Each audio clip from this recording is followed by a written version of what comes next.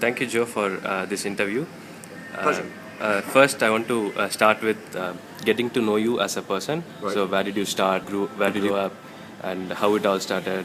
Yeah. Okay, well, Just I story. was born in England, and I travelled around a lot when I was young. My father was in the Air Force, and I studied art at school. But then, when I was 19, I stopped painting altogether. Went and did a degree, then went to drama school and was a stage actor in London for my 20s. While I was doing that, I started to enjoy writing. So I started writing screenplays and things like that, and put the acting to one side. But screenplays take a long time, difficult to make money, and so I started doing little chalk drawings to make some money on the side. And then I was approached to do a series of pictures in Spain by a company employed to. So I called my friend Max from school, who's a very good artist, and said, do you know how to do 3D art? He didn't know, I didn't know. Thank you very much. So we, just having a coffee. So we taught ourselves how to do it, and we went on this tour in Spain. And then we started small, and they just gradually got bigger. We started by doing them in chalk on the ground, but then we soon realised that people liked having their pictures taken with the artwork, and they wanted to get on the artwork, because it's quite interactive as an art form. So I think your finger might be in front of it. No? Okay. So we realised that it'd be better to do it in paint, but it's obviously very difficult to get permission to paint onto pavements and sidewalks and things like that. So we started doing them on canvas, and it completely opened up a whole new world, because we were able to be creating artworks that were fully interactive, that allowed people to jump on them, play with them, come up with different poses, and also reuse them as well.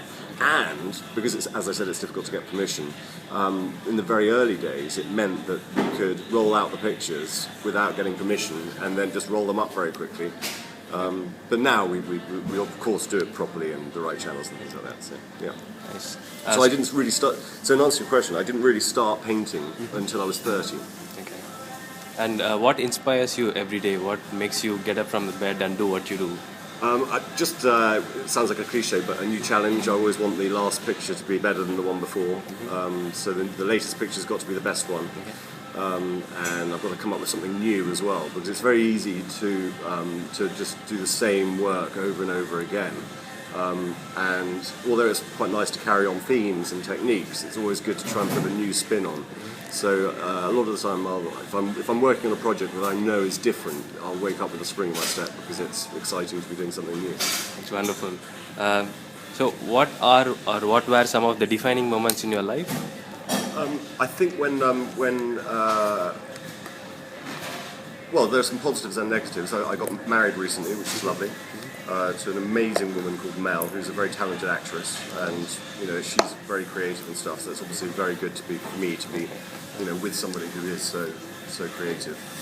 And then when Max died, my art partner, he died 2 years ago. That was obviously that turned my whole world upside down. I was suddenly working on my own. But what was amazing is that a lot of Max's friends, who are very good artists, they stepped in and helped and got me through that first year with assisting me. So that was very good. I don't know. I've had loads of defining moments. Really, I have really supportive parents and an amazing sister who've really encouraged me. They haven't been the people who've said get a proper job or give up, go and do an office job. You've got to earn some money. They've encouraged me all the time. So my family have been really influential, and it's just a constant number of defining moments every time they say keep going. So. That's nice. So, what's your take on talent? Is there anything called artistic talent? Or do you believe in it, or is it just practice? I think it's practice. I don't know. I say that. I don't know if I could probably practice the piano for 20 years and still not be able to play. So I don't know. But I do know that I've only improved through just hours and hours and hours of practice. Yeah, so I think it's probably a combination, a little bit of both. It's a horrible word, talent, isn't it? It makes it sounds a little bit smug. Yeah. I think it's a lot of practice, hard work. Okay. What are some of the biggest learnings that you gained through these years? What I have realised is that it's rather than thinking somebody saying, "Can you do this?" and then really working out and going, "Do you know what? There are so many things that could go wrong." What I've learned is the best thing to do is say, "Yes, I can do this," and then. Because that's how it started. Somebody said, "Can you do a 3D picture in Spain?" I didn't know how to do it, and I just said yes. And it made me learn how to do it because I knew that it was possible.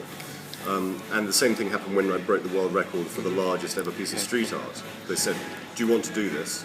And I said, "Yeah, absolutely. Is it possible?" "Yeah." They said, "It's November in England and it'll be raining out on the street. Do you think you can do it?" "Yes."